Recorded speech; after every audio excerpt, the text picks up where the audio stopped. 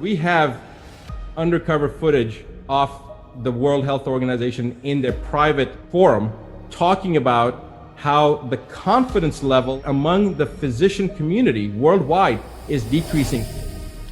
The WHO is trying to decide on a strategy, a marketing campaign. When you have to have a marketing strategy to convince the health professionals, those who have been appointed to safeguard our health and our children's health, you know that there's something that doesn't smell right. The Centers for Disease Control's own data shows that 1% of the population of the planet currently has autism. The current world's population is 7.7 billion. 1% of that is 77 million. According to the CDC's own data, 77 million children and young adults have autism on our planet right now. In 29 years to go from 1 in 10,000 to 1 in 30, there's something wrong. Look at polio and then look at the incidence of DDT. Now, most chemical compounds that have been introduced into the global economy, it takes, of the dirty dozen, the 12 most toxic substances that are banned across every nation on the planet, those 12, before they became banned, had been used in global commerce for a minimum of 50 years, most of them for over 70 years before it was determined how dangerous they were.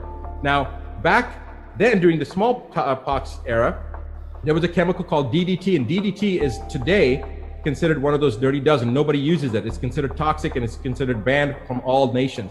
But there were ads in the United States with children saying, flies don't land on me because I've had my DDT.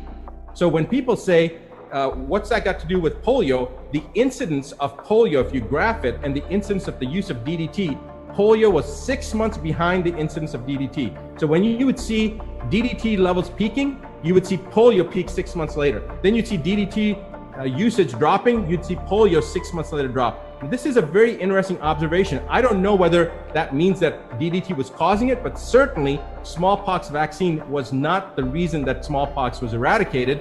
I believe it was because we stopped using DDT. So this is a political thing, but when it comes down to the aspect of vaccinations, people say, Dr. Buttar, you're an anti-vaxxer.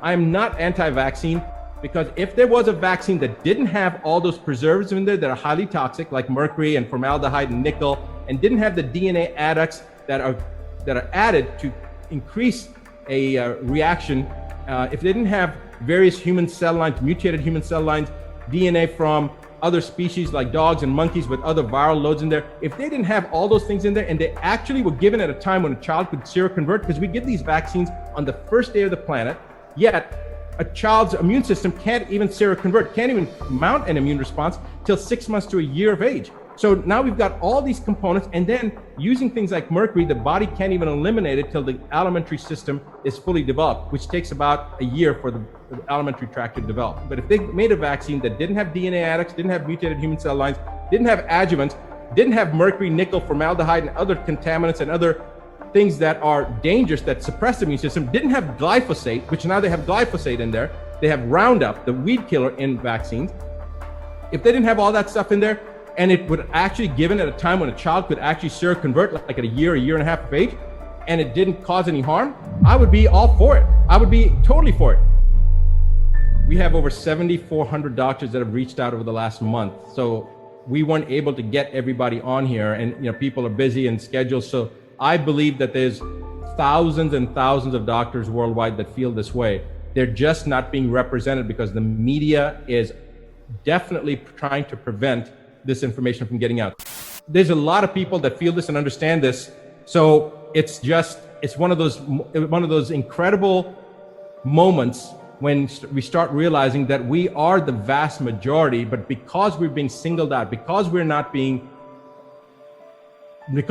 getting a voice or a fair voice, it is being prevented. The information is being prevented from being disseminated to the world, so that the question can be asked, why is this happening? Censorship is always something that an authoritarian dictatorship type government would want to, when they want to prevent the dissemination of information. So rather than even trying to give a reason for the censorship, let's ask the millions of people out there that may be seeing this, why would anybody censor facts and truth about injury that's been caused by something that has been promoted for the last 20 or 30 years as the single most important safety component for our children, yet has caused more injuries, more documented injuries, millions of children being maimed worldwide. Why would you want to stop the conversation?